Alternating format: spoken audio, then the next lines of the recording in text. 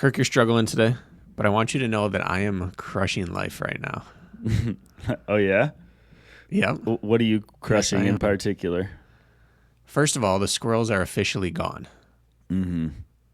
Gone. I caught a big one trying to come back up the side of the house yesterday. I immediately started throwing stuff at him, and he left. But we have had no noise in the house since the last time you and I were on an episode, and one fell out of the ceiling. So you're resting easy finally. Yeah, and we had 3 places in our house back up, 3 pipes, our utility sink in the basement, our bathtub, and our bathroom sink. And the 2 aren't connected. They're on different stands. So it was just like unfortunate timing. And we were showering with, first it was like just the outside of your foot deep water, and then it was ankle, and then it was getting up to shin by the end. And all 3 are flowing correctly. I replaced a tie rod on Braden's cart last week and got it back in alignment on race morning. It took me 3 days to get everything right. And then he broke it again in the first race. And I got it changed in between race 1 and race 2. And he went out and had the best race that he's had. Just like getting stuff done right now, Kirk. All of these things are very minor blips on like a real adult's radar. Mm-hmm. Like, you got rid of a squirrel. You unclogged a drain. You changed one of the most basic parts on a go-kart and put the steering back into alignment. Like, congratulations. This is basic routine maintenance of an adult life. But I don't live a normal adult life, and this is crushing it for me. And on top of that, I got back in a training groove over the past 4 days. So just consider life figured out and solved, and there'll never be another issue again in my world. I have a number of thoughts on all this. A lot of little man victories, not as in a little man, but a lot of small victories. Man. A lot of small victories for a man, yeah. Right? And those add up, right? I am a little man. The size of your hands does not determine how large of a man you are, Brakken, according to some people. We won't go there. I meant in terms of like manly things in my world. I wasn't a grease monkey or like a mechanic. I'm doing little man stuff. You know what I meant. You yeah.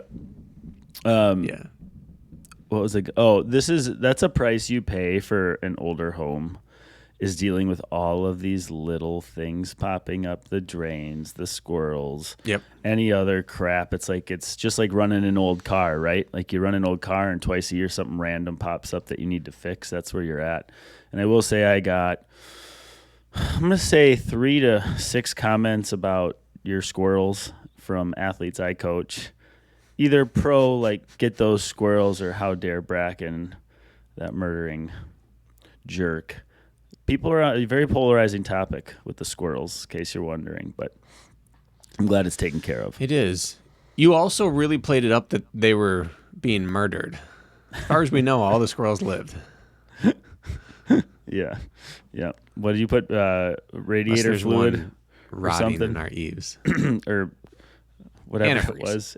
Radiator fluid, antifreeze. My brain's not working. It'd be quite enough, well just today. Probably not to kill them. Just enough to make them extremely thirsty, so they have to leave and find water, and then never return somehow. and then you block up the hole. I think it is funny though that as the resident hunter on the podcast, you have people complaining to you that I was being cruel to animals. That's irony in its finest. Squirrels like err on the side of closer to like pet size, maybe like a kitty, and they feel, helpless and, innocent. They're not. Squirrels are jerks, but they're the worst. But because they're on the cuter end of the spectrum, suddenly we value them as animals. Isn't that bizarre? But like if it was like a skunk, everybody'd be like, get that ugly, smelly thing. Oh yeah, yeah. It's interesting how that goes. Yeah. Wolf spider, kill it. Jumping spider, oh, have you seen that cute picture online? Let it live. I don't know about that. Have you ever seen the close-up photos of ants? How like demonic they look? Yeah. You should step on every single one of those. Yes. Yeah. All right, folks. So you might hear I'm a little under the weather today. So I had a 4-day wedding weekend for my brother-in-law, my wife's brother, around a lot of people in a lot of tight spaces. And I told Jess, I was like, as long as I come out of this weekend, I don't get sick from being around so many people, it'd be great. Because I have a race this weekend, Grandma's half. And sure as shit, I woke up on Monday morning and I'm like, oh no, with the chills and sore throat and tons of drainage. So here I am, race week, hoping everything goes perfectly, right? So I can go nail the half, and I feel like absolute junk. Isn't that ironic? It's ironic. You spoke it into existence, Kirk. That's what you I'm wondering. Manifested your Did own I? destiny. Do you think I did? You think if I wouldn't have uttered those words, and I think I even said it on the way back, too. I probably said it twice. I was like, oh, that's such a great weekend, and we didn't really take care of ourselves. We were, up late and not getting a bunch of sleep and around, I'm like, well, fingers crossed I don't get sick. And so you might be right. I don't know if people believe in that, like manifesting that, but here we are. I think this current generation really believes in manifesting. They believe in a lot of voodoo stuff. I was watching. Never mind. I won't even get into it. Well, you seem post to be I found very ironic, but it'll piss someone off talking about it, so I'm not going to. Well, you seem so smugly amused. You must share it now. And when are you afraid of pissing somebody I'm not. off? Okay, it must be bad. Listen, this squirrel crowd's got me all huddled into a corner. You know what? I'll share it with you after the episode. Okay, we're going to talk running media today, which I'm very excited to talk about with you. But speaking of that and being sick, an interesting thing I mentioned last episode or 2 episodes ago, I came across like a Jakob Ingebrigtsen, like behind the scenes. They were interviewing him and his wife, getting to know him as a human. He's like a normal guy. But they were interviewing his wife and asking, like, so how does, in racing season and traveling, how does this impact you and yada, yada. And one of the major talking points, which I find interesting. Have you watched this, by the way? You're nodding like you understand. No. Okay. It's just like 20 minutes or 25 minutes. But, and she's like, honestly, it affects me socially because when it's racing season, like, I don't go to large gatherings, so I don't get Jakob sick. We don't say yes to parties or things. Like the number one important thing is that Jakob doesn't get sick before racing season, and so it impacts me greatly. My social life, his social life. We do small gatherings or we make sure we're outdoors because people out there think it's still, I'm out in the cold, I'm going to get sick. No, idiot, you're an idiot. You get sick from other people's crap most of the time being coughed or breathed or put upon you.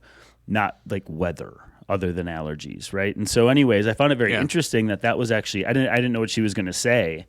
And that was her first thought was, we stay away from large crowds. We got to stay healthy. I just thought it was interesting. And I suppose that goes through most every pro athlete's mind. You're already getting on airplanes in confined spaces to travel to these races. Like just not getting sick has to be priority number one. So it was just interesting. I don't think Jakob would have gone to a 300-person wedding the week before, let's say, a big race. Yeah, probably not.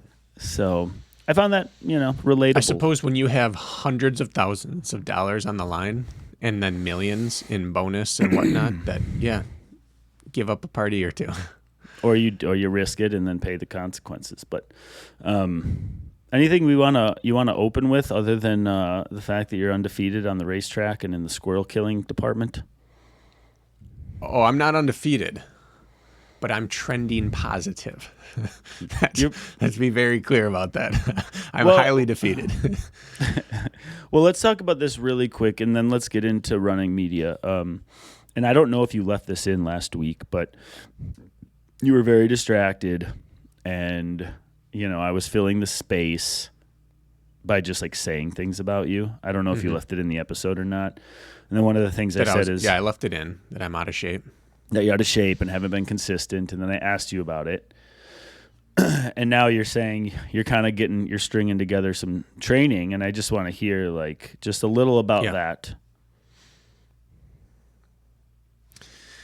Yeah, my big issue was that I had two big issues. The first is that my schedule was completely thrown off. I'm in charge of my schedule and have been for almost a decade now. And so, actually, for an entire decade, I think for 11 years now, I have not had a boss. And because of that, I have eternal flexibility with what I do. But like anything, like it's paired with a negative. I have lost some of my resilience to my schedule being impacted because I can always just roll with it. No, this is going to work fine. I'll just shuffle the rest of my week and I can prioritize me when needed. And we're at the stage of life, not to sound like a martyr or anything, but prioritizing me is very far down the list. So that's new for me. That sounds fun. That's new for me not to prioritize me, Kirk. Hey, I am of firm belief that you must take care of yourself first, and when you do your best taking care of others as an after effect. But continue. Well, prioritizing my schedule is new. Not doing that is new to me, and in losing the weekends has been very strange for me. So, my ramification of aging seems to be that I get injured quicker, and a lot of it is I don't recover from efforts at the same rate. Like I can still do most anything I've ever done, and I'm not old yet. I just turned 37, but the difference in my 20s and 30s has been injuries. And when I'm successful in training, I've spread out my quality work. But without weekends, I have to fit my quality work in Monday through Friday. And my big weakness as an athlete is that if I can't do it perfect, I often don't accept the good. Like perfect is the enemy of the good for me as an athlete. That's always been my MO, and it's been something I've tried to work on. But I end up missing something because on Monday I'm too wore out to do a quality race. I have this thing, Kirk. I don't know if you ever get this with your hunting and with your scouting, where if I'm on my feet for hours and hours and hours, I'm afraid that my Achilles and like plantar area and even like calf area are going to get injured if I do something big the next day. Do you ever get that where your Achilles and soleus and things like that just feel really abused and unsafe after you've been on your feet for a ton of hours? I could see how that would be the case, but it's knock on wood. That's never been an area of issue for me ever. So no. Okay. But I could see how that would be. It's very strange. And I'm not like throwing a pity party. I'm just putting this out there so people understand like the circumstances and if they have similar circumstances. At the racetrack, so like Saturday, I was up at 6 working on the cart, and outside of driving there and driving back, which we came back at probably 6. So over the course of 12 hours, I spent an hour total driving and then probably another 15 minutes sitting down. So I was on my feet for at least 10 hours, which is just a normal day for a lot of people, but that's not a normal day for me. I work in front of a computer and then I get up and play with the kids, or I work in front of the computer and I get up and work out, but I deload things very often throughout my day. And standing that entire time, by the end of it, my feet just hurt and my Achilles are the most sore, and I don't know why that is. But so then Monday morning after Saturday, Sunday racetrack, I wake up and it just feels like you should not push hard off your toe right now, and you shouldn't hit the ground hard right now. And so now that leaves me as Tuesday, which now means I can't fit 2.5 or 3 quality sessions in the week. If it's Tuesday, then I need a recovery day. I'm not going to go Tuesday, Thursday, Friday, or Tuesday, Wednesday. So it's been off for me. And as a result, I've been insanely inconsistent the last 8 weeks. I have a couple thoughts. So that's been what I've been juggling. So I actually coach 2 athletes on this where I don't get to script their weekends because of X, Y, or Z. They have other stuff going on, or they work weekends, which one woman does. But anyways, also, don't you find it ironic that we're in the fitness and health space? I've been all in since 2010. I left my corporate job, so I'm on 14 years of not working for somebody. I was mathing like my computer time it was a couple of weeks ago, and it's like I'm literally on my butt like 30 hours a week in front of a computer 25, 30 hours a week. Yeah. Like we're supposed to be in the health space, and now I have a desk job being a coach. It's a very interesting thing, which anyways, it's just, that's a side note. But I know you're probably prepping for the weekends on Fridays, but that's your window. Like even if that's a 4 a.m. alarm, Friday is now your Saturday. And then if you can somehow, you have a deal with Braden or Lisa or the family that if I can sneak in a half an hour on either a Saturday or Sunday, easy, just enough, you've put yourself a nice week together.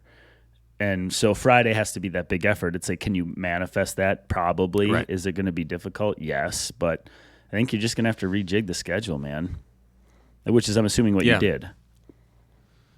Yeah.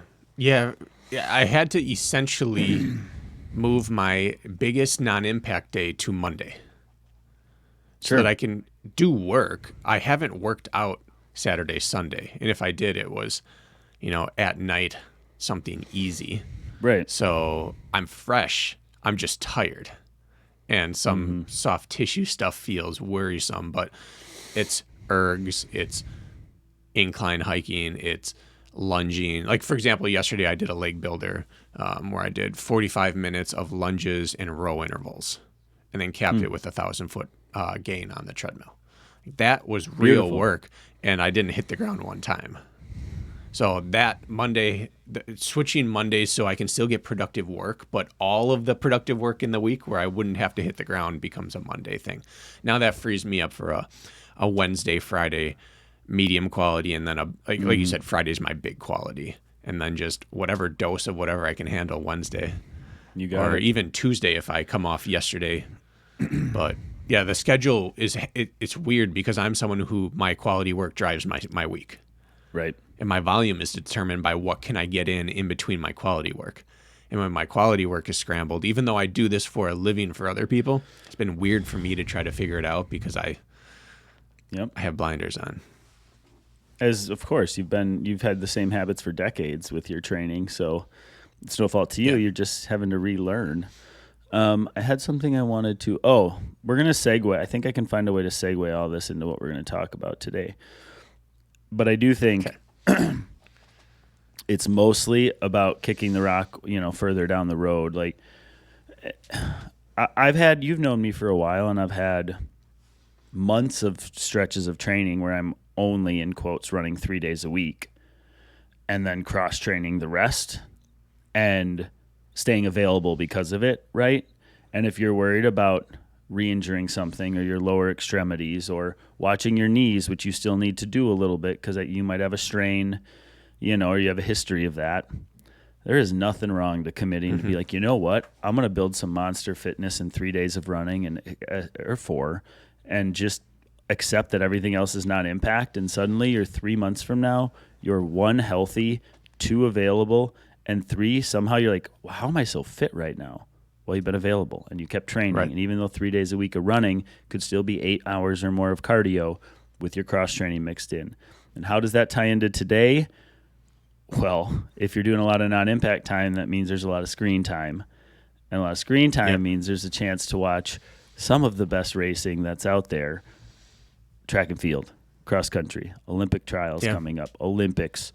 And that's what we're going to talk about today. How to become...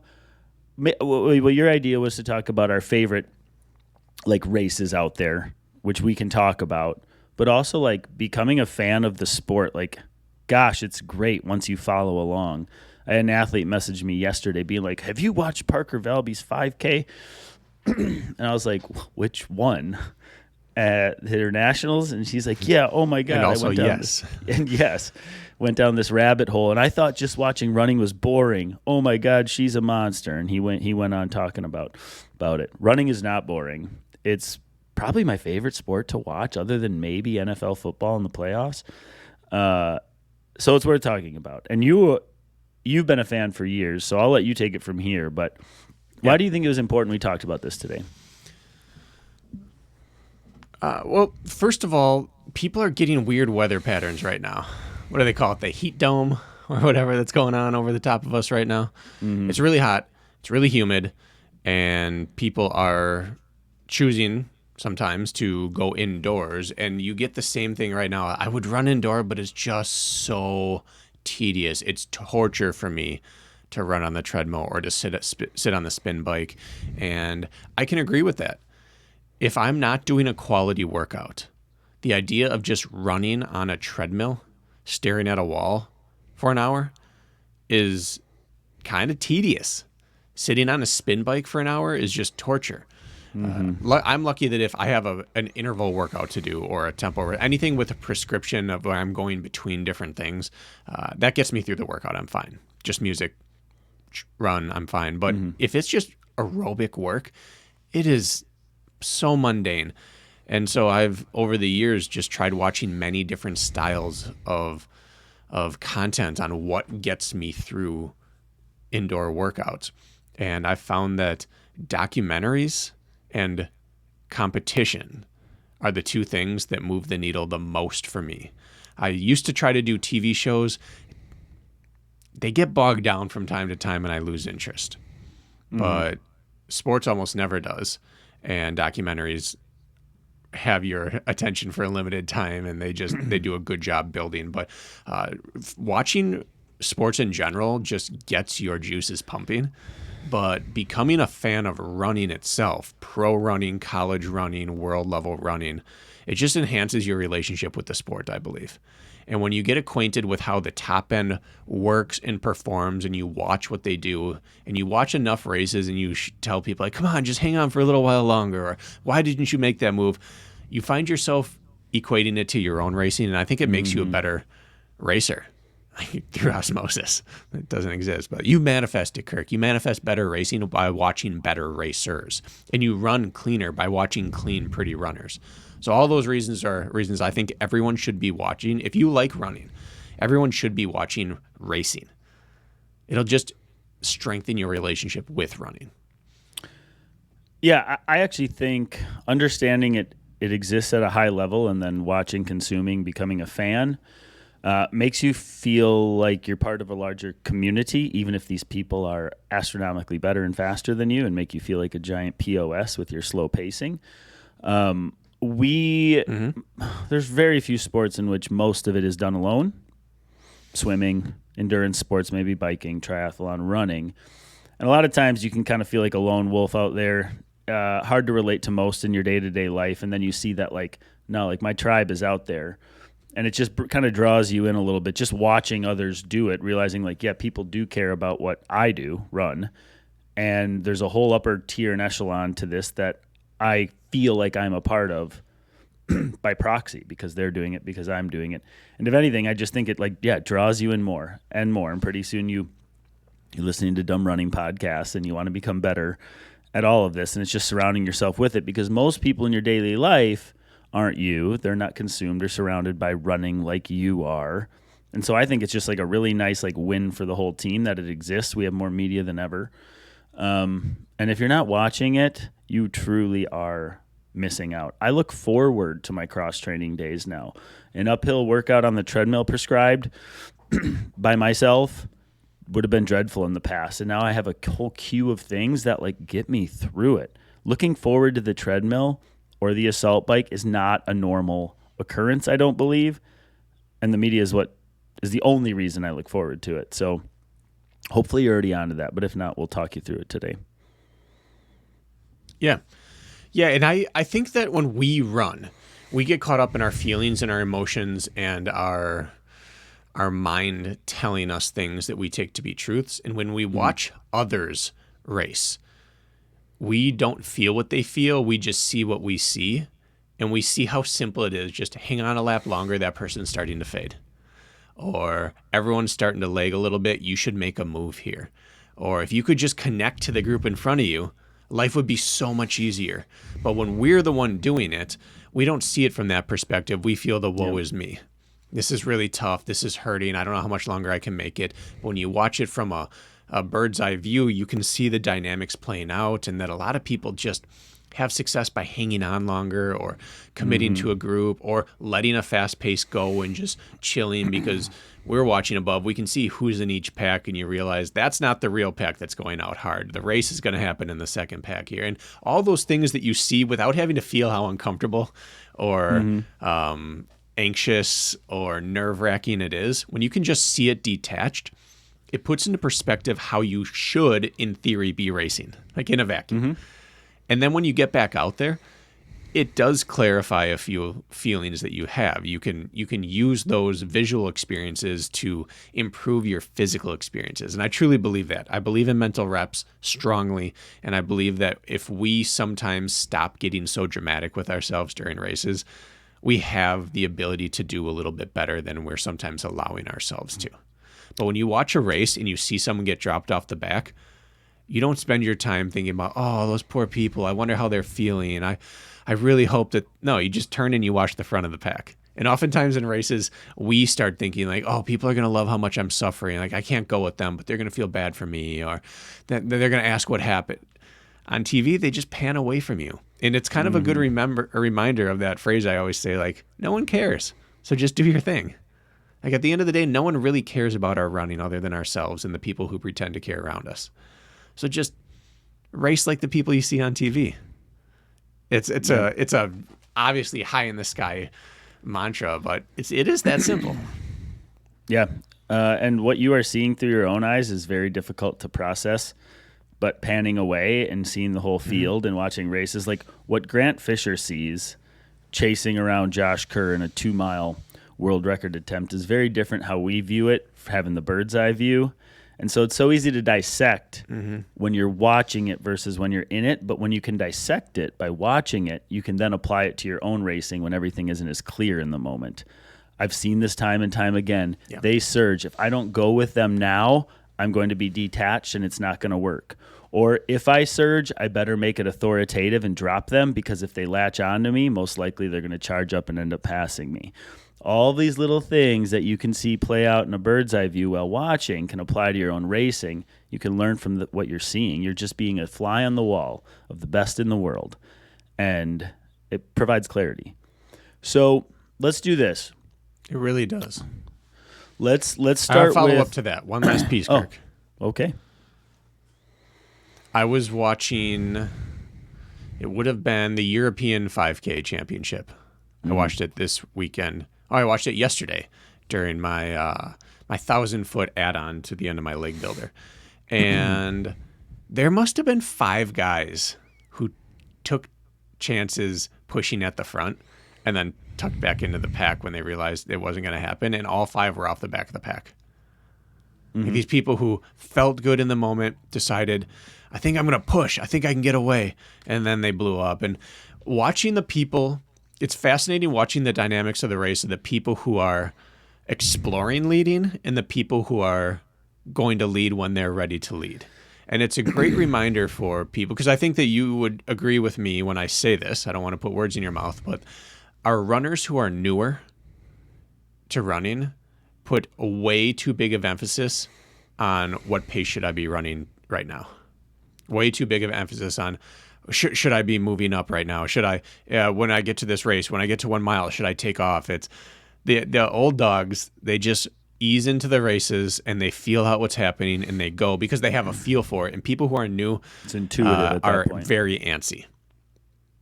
Yeah. And it's good to watch these races and see that the antsy racers are almost never rewarded unless they're also the biggest talent in the race. There's no playing around in these races. You can't go out and go fast then slow, then fast then slow. The people who win are the people that just play their cards right rather than worrying about their cards early in the race. Yep. Yeah, it actually reminds me, I was surprised to see Graham Blanks in the 5,000 final in the NCAAs 2 weeks ago. With 800 meters to go, he went. I mean, he went from... They ran a 152 or 153 last 800. Parker Wolf did and the crew.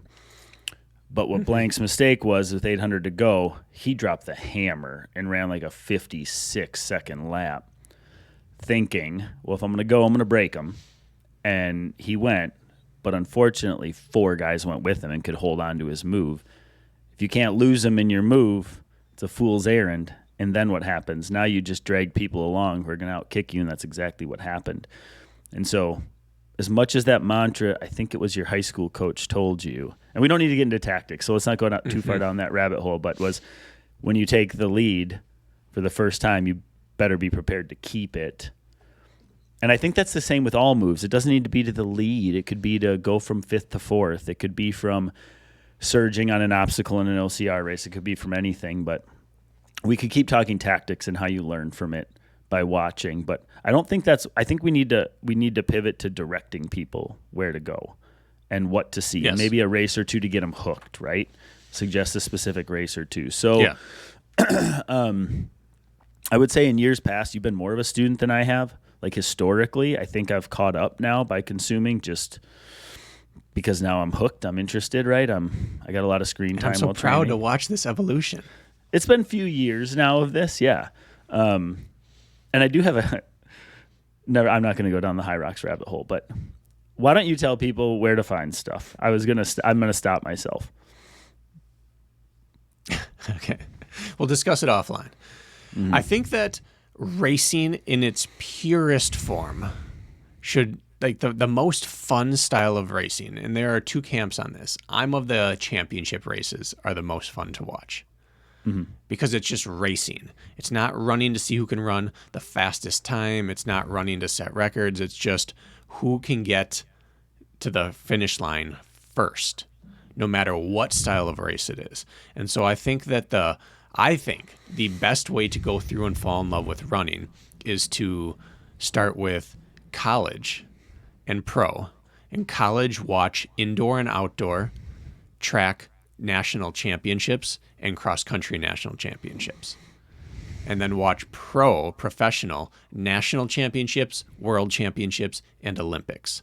I think you start with the high flyers. It's the opposite of training. In training, we start with the low-hanging fruit. We get used to it and move up and save the rewards for later. I think the rewards of running are the deep dive, rabbit hole, hidden gem races. I think you start with the big ticket items. Olympics, world championships, national championships. Watch the big dogs do it. The announcers know everyone in the race. There's statistics constantly. It makes it very easy. It's the best video coverage that you'll see because it's the biggest production value. You start with the championships, and then as you find other things you want to watch or you find athletes you're interested in, then you start going down other rabbit holes and watching Diamond League races and World Cross Country Championships and road races and things like that. But I start with the Olympics, World Championship, and National Championships. I can't argue that one bit. You know what's interesting about following the collegiate scene and the professional scene is that it's actually more enjoyable then to go back and watch high school racing, the Foot Locker Nationals, the Nike Cross Nats, all they had a big track meet this last weekend. Is then you go back, you're like, oh, there's little Caitlin Toohey as a sophomore, and I'm invested in her success now because I've watched her as a collegiate, and now she's turning pro.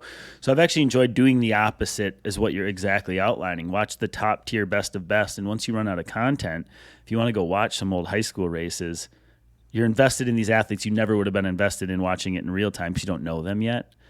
And so I found that very interesting. Right. I went down like a 20-year Foot Locker cross-country rabbit hole watching like young Robert Kennedy or like just so wild that I think your approach is the correct approach. Do it the opposite. Watch the best and then recede down. I found that to be fun. So where, as a quick... So what... You're gonna go say ahead. The same thing. You can go right ahead, Brakken. Well, what then... If you had to just give people like 5 races, national championship, world championship, Olympic races, 5 races to watch that you think will hook them on, all right, I can see why I should be watching pro racing. What would you give them? And I'll give them mine as well. All right. Well, first of all, this is what I want you folks to do. If you're not into this, you need to pause or you need to earmark this because you're going to need to jot this down or write it in your notes on your phone because you think you're going to remember, but you won't. So just a little PSA there because I always think I'm going to remember everything, and I remember nothing unless I write it down. So I'm going to start with cross country. I'm going to try to get you hooked on the cross country scene. And cross country, what are you looking up right now? Well, cross country screams. I'm making sure I have a date right on a race I'm going to say. Okay. Cross country screams collegiate to me. And I have 2 races that happened in the past 2 years that I think you should absolutely watch. One men's and one women's race. Okay. The first men's race, this cross country 2023 NCAA Division I was an unbelievable race. They were 7 wide with like a K or 2 to go. The racing was unbelievable. So 2023 cross country nationals, the men's race. Okay. And I don't know how much you remember about that race, but it was fantastic. So I'm going to start there. Mm-hmm. And as a bonus, I believe we have our own Carrie Tollefson on the mic. We do have Carrie Tollefson on the mic. And then, yeah, we do. And then on the women's side, we go a year prior and we go to 2022. Women's Cross Country National Championships, which has quite the banger of a finish. And so I would argue 2023 Men's National Championship and 2022 Women's National Championship. They're both going to get you invested in the current players in our sport right now. They were both fantastic races, and they're both fairly recent enough. And so 2023 men, 2022 women race. Watch those two. You'll be very satisfied. Do you remember the 2022 women's race? Remember how that one shook out? Yeah, Tui and Valby, right? Came down to it. Looked like it was over until it wasn't. Well, you know what? You said this earlier, and I'm gonna echo it. I think you are correct. I think that you chose 2 races that maybe can you find better races? I don't know, maybe. But these are 2 of the best races you'll watch, and they're current. And that will lead you into following current athletes' next foray into what they're doing in college or professionally now. So I think that is correct. Okay. There's some really good races that are older, but if you want to get plugged into the now, there's good or recent races as you'll find. How about you? Why don't you spit out a couple of them? I'm going to go back in time a little bit farther, and I'm going to get you hooked on the power of championship track racing. And so we're going to do the 2017 World Championship Women's Steeplechase. 2017. This is a race that nobody would have predicted the finishing results in the order that they were. And the announcers are excited. The crowd's excited. It's just fantastic racing, both guts and tactics. And it's as good of team racing as you'll ever see in an individual sport. And it's a world championship, so the ramifications, the stakes are high. So 2017 women's 3,000-meter steeplechase at the world championship. That's the first one I'm going to say. And then the second will be I believe it's 2016 was the Rio Olympics. Is that correct? Yep, 2016. 2016 Rio Olympics men's 1,500-meter final. Now, this race is a little polarizing in the running community because it was slow. It was the slowest Olympic time in the 1,500 in a long time. But it is the ultimate tactical, nerve-wracking race where you have, I believe, the most talented Olympic 1,500-meter final in the history of the sport. You probably have 10 gentlemen who could all win this thing. And if there was a Hall of Fame, probably 8 or 10 Hall of Famers in there. Many Olympic medalists already. And they're just in one giant pack waiting for people to make moves. And there's just like this crackling energy to the race. So in terms of short distance track racing, that's where I would point people to start. 2017 Women's Steeplechase World Championship, 2016 Olympic 1,500-meter men's race. I know exactly what happened in the Rio Olympic, the 1,500. That is, especially as an American, that is an iconic race. That'll be the only spoiler I'll give you. I don't recall what happened in the 2017 women's steeple, so maybe I'll have to go back and watch. Do it. You cannot watch this race without getting a buzz of adrenaline going. Like if you want to get fired up for a workout, maybe some tears in your eyes, that's the race to watch. Gosh, You had the world record holder, the reigning world and Olympic champs in there, and a group of Americans, and then a group of young Africans, and it was just chaos. Great chaos. Okay, that's a great start. Let's each give just a couple more, and then let's give people some channels to make sure where they can find this stuff too. Because you can just type into the search tab in YouTube right now, and most everything is out there. There is some frustrations, like you'll see on social media, a great race, like a great result pop up, and you see an awesome video clip of the finish, and then it never appears on YouTube, which can always kind of irk you, right? Those teasers can be rough, but so I gave you two current: collegiate men's 2023 cross and women's 2022 cross. Well, we're going to go way back in time because this is where it all started for me. I think it probably started for you here. And I just think you understand the sport from its conception if you go back to the 1972 Olympic 5,000 meter finals. And it's out there. The footage is not bad. It is really the origin of the running craze, that time period, 68 to 74. It started the Nike shoe, the Bowerman, Prefontaine, all of it. And it doesn't pan out well, for those of you who know, for the American. But the 1972 Olympic 5,000 meter final, where Steve Prefontaine dies in the final strides, figuratively. He does die a few years later in a car accident. But just a gutsy, fantastic race. And I would complement that, honestly, with the 1972 10,000 meter final, where Lasse Viren falls down and still comes up and breaks the world record in the 10,000 meters, days before beating Prefontaine in the 5,000. I've watched that race, I don't know, 30 times? Is that a fair guess? Probably.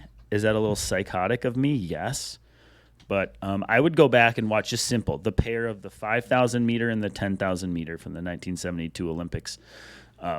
Understand, that was the origin of U.S. distance running. You're going to see Frank Shorter in there. You're going to see Prefontaine. You're going to see some of the old, what's his name? Who's the other American that was really running well at that time? Maybe George Young, although I don't think he made the finals. It doesn't matter. Anyways, 72, go back, watch it. I went that far back. I like that. I like a throwback. Big time throwback. I'm going to go long now, Kirk. I'm going to get people on board with longer racing. First of all, medium long, I think you should watch the 2012 London Olympics men's 5K and 10K. This was when the world really saw how great Mo Farah could be. This is Galen a Rupp, whole Mo group Farah of people combo. trying to... people. There was a group of runners trying to stop him from winning golds. And it was a dynamic... The London Games on the track were just as electric as any stadium has ever been, in my opinion. Just the energy in the air. This was personally nostalgic for me because Braden was born during the 5K. Like, he came out, I looked at him, and over his shoulder, the winner was kicking down the home stretch. Just like I didn't get to watch a second of the race because I was so locked in. But as soon as he came out and I looked up, I saw the finish of the race for like 2 seconds and then was like snapped back into it. But for me, it's a very weighty race, but it's also some of the best examples of what long distance 5K and 10K racing, how exciting that still can be. And then I'm going to go even longer. And I believe that the 2018 Boston Marathon is the marathon to watch if you want to get invested in a marathon. A marathon is a long ask. The rainy, cold, nasty year. Mm-hmm. It's a big ask to sit through a marathon. But if you have a long effort planned, or you just want to do some long, easy cardio, or you want to throw your day off, watch the 2018 Boston Marathon. And it is just a nasty weather, gritty, grindy race. And it shows the power of what can happen if you are just tough. And I think that race will get you hooked on the marathon can be exciting and edge of the seat entertainment. Could argue Boston in 2022 was quite compelling on the women's side as well. Was that 22 or 23? 23. Emma Bates sticking her nose in there. Was it 23?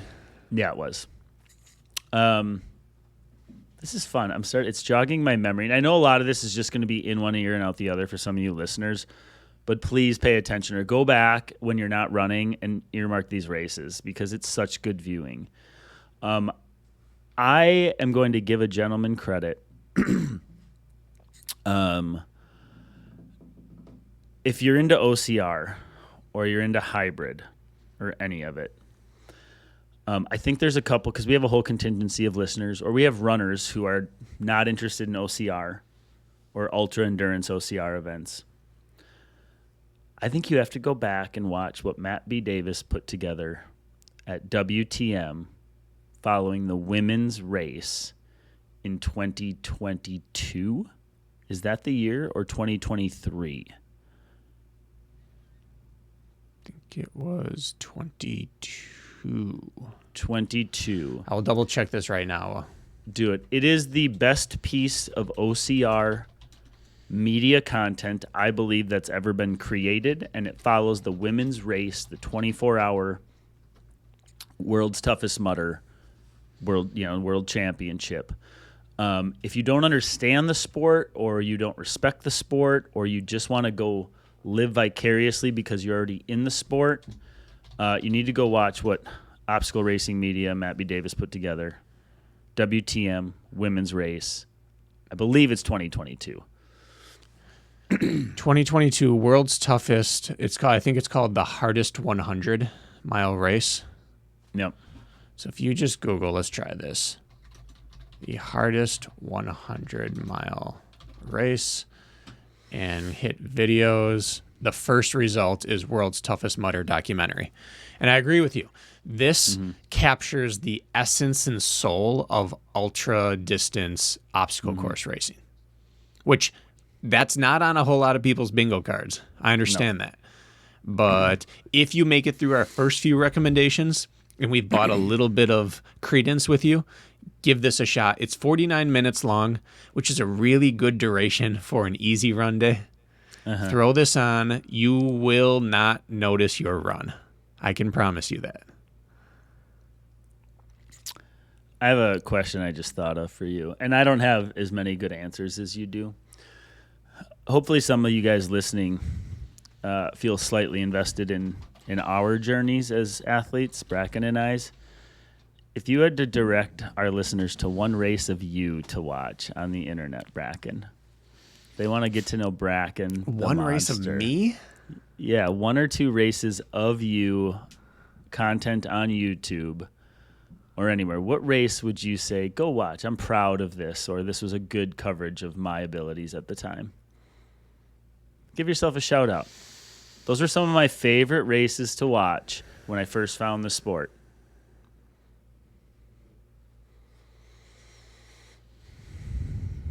I think it would be Montana Spartan Race. Is it 2015 or 2014? Couldn't tell you. I think 2015. Let's say 2015 Spartan Race Montana. It was my highest finish in a U.S. National Series race, and I got a little bit of screen time. And wasn't that sort of the beginning of your injury train? You hurt your foot there, or in a race after, and then it started that was one of your last healthy races for years. That one? Yeah, I broke my big toe about 1.5 miles in. Kicked a a big rock buried under some moss on a descent. Something like that. And then that kicked it all off. But that was the culmination of a big off season of training. I was pretty fit. I had some struggle in the middle of it. So that'd be a good one to watch. Let's just start with that one. Okay. That's by the way, that's a bonus episode for you folks listening. Bonus episode. Mm-hmm. So then What I else you do got? want to direct two more videos, two more races to watch. The first is, we've talked long now. If you want to grasp what ultra distance suffering really is, I would watch the Barkley Marathons documentary. Now there's a bunch of them now, but I would do The original. the original, and I think it was on Netflix. I You can think just find it it would on be called YouTube. The Race That Eats Its Young. Yeah, there's a picture of a guy or a girl folded over the finishing gate on the cover. That's what it would look like, I believe. And I know it's on YouTube because I've seen it pop up. You could just even look for it there. I think it's called The Barkley Marathons, The Race That Eats Its Young. That captures the pure lunacy and misery of what ultra endurance racing is like. And then I would direct people to, I think, the OCC and CCC races at UTMB. UTMB is a big ask. It's a 24-hour race. I think you graduate up to watching that. But OCC and CCC are shorter races for that. And there are individuals, an individual who has won the race, who's been on the podcast, John Albin. And I would go watch those races to get into long distance trail and mountain racing. I think that they have pretty good coverage and very interesting tactics at play out there. How can a 100K race be nail biting and full of tactics? Well, you get to see. So for long distance trail racing, I would have people watch those too, especially if you've listened to this and John's been on at least twice. It's fun to watch people racing. Mm-hmm. Yeah, they did a fantastic in the COVID year. If you want to get invested, Golden Trail Series as well did a fantastic, I think it was like a 5-day stage race, and they followed every day of it. And the look you get at how grueling this stuff is, the women's race in particular is what stands out to me, actually, more so than the men's race. I think it was 2021 Golden Trail Series. They had to condense the season. Instead of 5 separate races all over the world, they condensed it into 5 races, 5 days in a row or something ridiculous. And it went on cumulative time. Mm-hmm. It was fantastic. So fantastic. And another one we have had on the podcast, Bailey Kowalczyk. She's, years ago we had her on. She, I believe, makes an appearance in a lot of these as well. So you looking that up too? Is that the right year, 2021? I don't know on that. Or but 2020. I think it was 20 or 21, but they did that stage race essentially at Golden Trail Series, and it's fantastic. Yeah. What about shorter women's races? In particular, I don't want to leave that sector off of this. 800 meters to 5K. Do you have any track women's races that jump right off the paper at you? The 800 has been fantastic at every World Championship and Olympic for the past 3 cycles. Yeah. So I think if you did any single one of those, I mean, you could start in 2012 and watch 2012, 2016, 2020, those Olympics. Fantastic. And then you could check the World Championships for the last 3 years. But there's there's parity in the sport right now. There are a few monsters, but they don't all have the same year every year. And there's always someone in the mix. So I think the women's 800 is fantastic to watch. The 1500 is light years ahead of where it's been. It's just so high level running. But I would say for the women's 800 and 1500, start with the most recent World Championship and just go back in time until you run out of fun content, because their races are so compelling every single year. Every year. I think the women's 800 in general and the women's steeple in general jump out at me as just fun races to watch. So this is all relevant, folks. So today you are listening to this. It's the week of June 17th. Whenever you're listening to this, this episode's released on Tuesday the 18th. But the U.S. Olympic trials start this Friday, the 21st. And they run 10 days long, I believe, Friday through Sunday. But the U.S. Olympic trials begins Friday, this Friday. And if I'm not mistaken, like right away on day one, Friday, you already have 400-meter rounds, 800-meter rounds, 3,000, 1,500, 5,000-meter rounds, and a 10,000-meter final already this Friday on the 21st. So you're going to see who will represent our country. You will already have some distance runner confirmatives Friday this week. In fact, it goes off at, I think 9:27 at night, I believe, is when this, 7:27 at night. I don't know what time zone, Pacific time. So it's probably Pacific, yeah. It is. So anyways, So this Friday already. Everyone. And so where do you consume this content, right?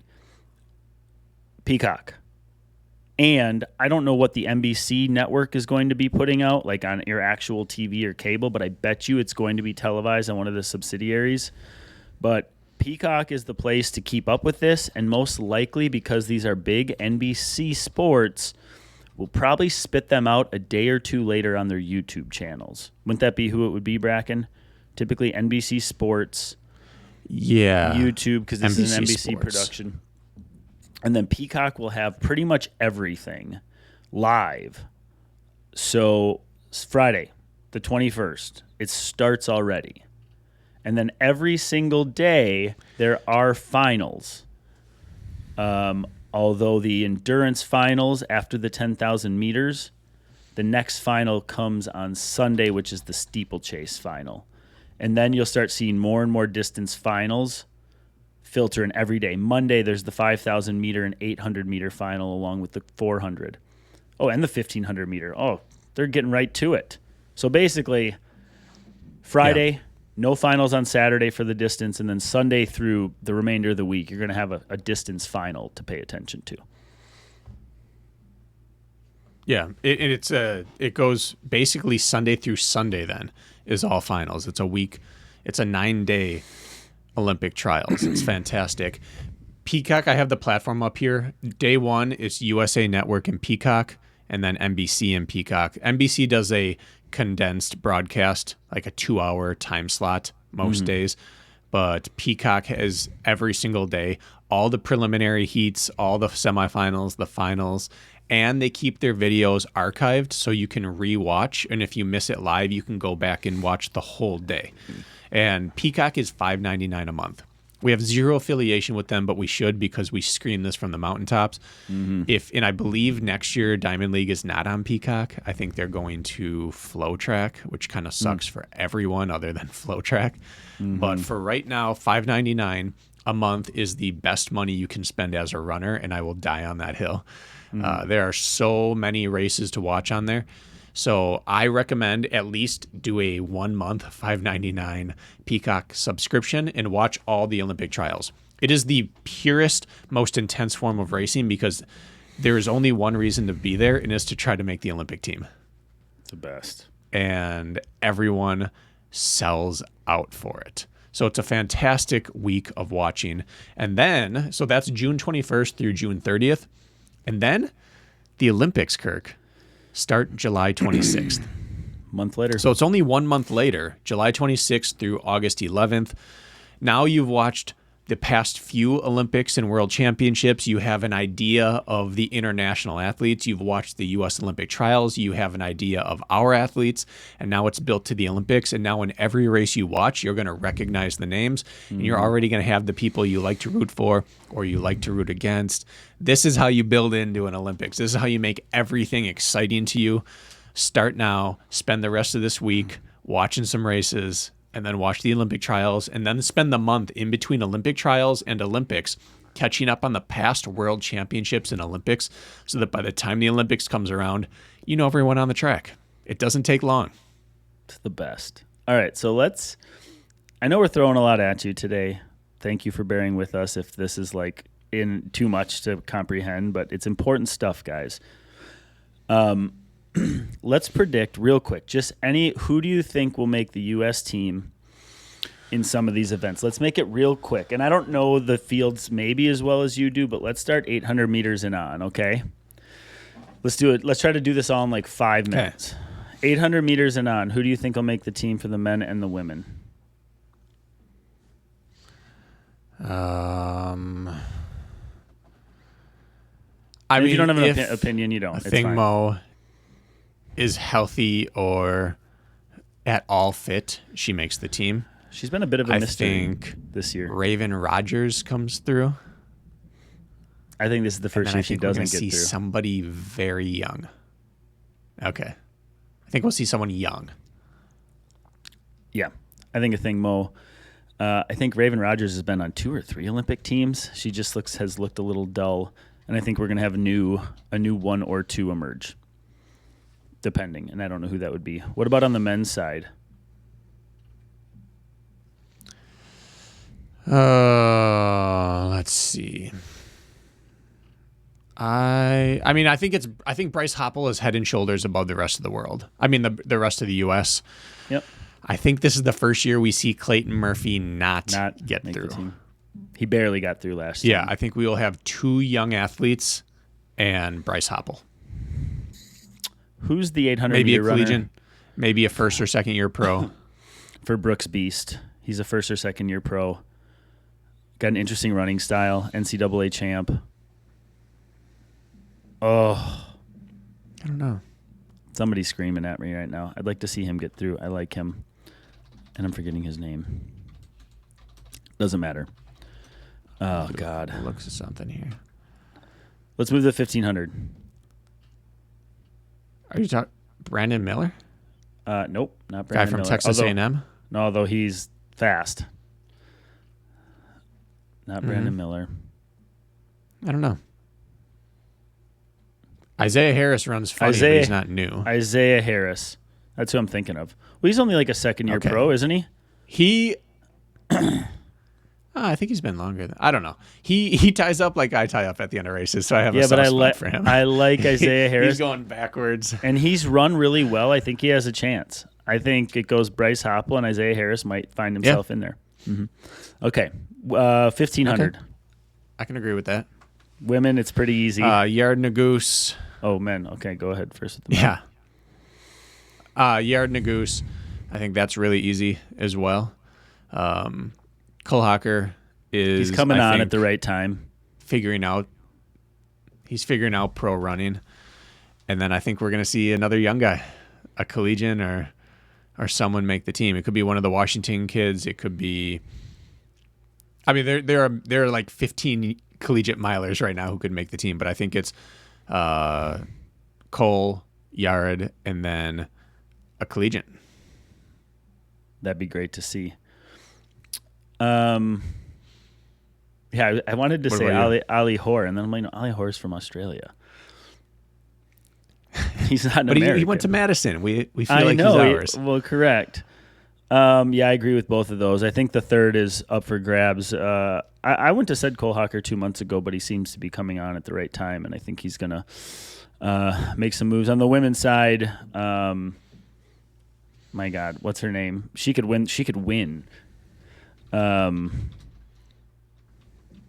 got the hyphenated last name. Oh, my gosh, Brakken, help me out. Ellie Perrier St. Pierre. Perrier St. Pierre is a no-brainer. She is on fire right now. So Ellie Perrier St. Pierre. From there, you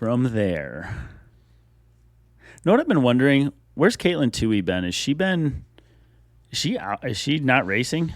Is she injured? Is she? I think. Perrier St. Pierre. She's going to go in the 5K and the 1500. By the way, she's going to double them. And she's going to go in both. I agree with that.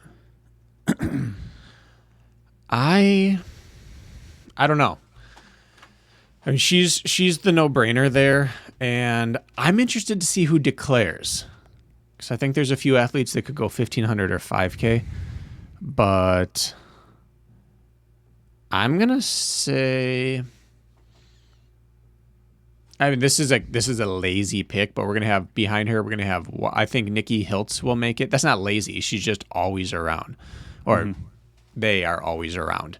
Nikki will make it, and then I'm going to take a collegiate or a first-year pro. So I think we're going to have two vets with Nikki and Elle, and then we will have a young runner make it in the third spot. Yeah, here's the thing. Nikki's just been so dialed in, broke 4 for the first time this year. It will be fairly tactical unless St. Pierre just blasts, and Nikki's kick is fantastic.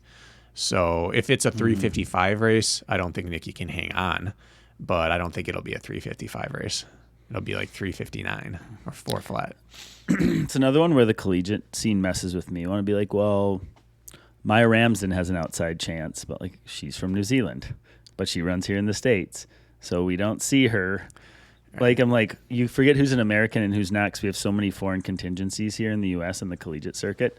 It kind of throws you off. In fact, many of the national champs are foreign, just like Josh Kerr back for New Mexico is a Brit. It's confusing. Right. Okay, anybody else? Grant Fisher going in the 5K. Who's joining him? Does Vildscoot have a chance? I think Yard's going to bump up. You think Yard's going to bump up to the 5? If he declares, I think he goes. Is Adrian Vildscoot, is he from the U.S.? Or is he from somewhere else as well? No. I think he's an American, right? No, he is from...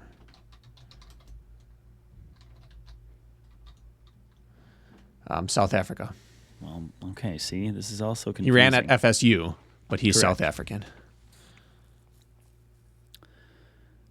And I'm going to call it. I think we get Parker through in the 5K. Okay. And I think we get Nico through in the 10K. I think he declares 10, even though he wants to run the 5. That's what I think. And I think that's why he didn't run the 10K at nationals, at NCAAs. I think he's going to give it a run in the 10 at the trials. And I think he has a good... And I think that was smart of him. I think he has a good shot. What do you think? I think he has a shot. Yes, he has a real shot. I think the women's 10K is more open than the men's. Alicia I think Monson, that's a Lainey grown Colati. man event right now. Yeah. So I think Parker could make 5:10. I truly do, depending on how healthy she is. But we just haven't seen her pushed. So I think she could make both. It's so hard when you're in a situation like that to declare for, because isn't there a prelim of the 5,000 the same night of the 10,000 final? I don't think so. Or am I wrong about that? They Well, usually don't do that. I'm going to look. I have it pulled up right here. I can tell you right away. That's a good question. Okay. Friday, women round 1. But it's only the men 10,000 final on Friday. Oh, okay. Okay, so they're good. Never mind. I saw the 5 and the 10 on there, and I thought, well, that's mean. The women's 10,000 is later in the week. I don't even see it. Yeah, so they're separated. They can pull it off. They usually will have that as like Saturday or something. Women's 10,000 isn't till the following Saturday. Yep, so they're split pretty heavily. Okay. Okay, cool. But so, yeah, the I think she women's can make 10,000 both, final honestly. is the day before the women's 5,000 final. So that's the caveat. Getting through the round, fine, but then you got to run a 10K final, and the next day run a 5K final. Yeah, and that is where running volume comes into play, which she doesn't have. Right. But we also haven't seen her push. So I don't know. I think she can make both. Odds are she doesn't, but I think she really can. Her ceiling is unknown. Who do you think will join Alicia Monson? I think she had a tough race a couple months back, but Elise who joins Cranny. Elise Cranny. Yeah, Elise Cranny. She's been running well. Yeah. She's just a stud. She's just an absolute monster. Yeah. Who else do we need to shout out? Who do you think will make the marathon team, Brakken? Well, there was just an update on that, wasn't there? Yeah, our third place male finisher got in. Yeah, That's you a got joke. Was By the way. that? That's already happened, guys. Was it Kip? What was his name? One of the Kips. Leonard Career took third place, but didn't have the Olympic time. But he unlocked a spot because of his world ranking, and the Olympic Federation opened up like 4 more spots, so he's in. So we have all 3 of our men in. And all so 3 even of our though he women. ran the race months ago, he didn't find out until last week that he made the Olympics. Yeah. Which is a nerve-wracking way. You got to keep training like you made it. Yep. Hopefully he did. I imagine you would. All right. We did a very average job. I wish I had all the start list in front of me because we could have dissected that better. But I think it's time to wrap this thing up. I need to go get some ibuprofen. You do that. I'm going to go work out, Kirk. I've got a streak to continue. I'm rolling. Nothing can stop me now. So even though I feel real bad, I don't have a fever, I don't believe. I have the chills, sore throat. I'm going to go out and do a recovery run right now just to see what I'm working with. Wish me luck. Good luck, Kirk. Thank you. And you to you. You to you as well. That's my brain. You to you. That's not a sentence in this context. You to you. You to you, Brakken. You and your small man victories can go and hit up a good workout. And I'll go do the same. Thank you for listening, guys. Tune in to the trials and go watch this media. Don't let this go in one ear and out the other. Really. You'll be glad you did.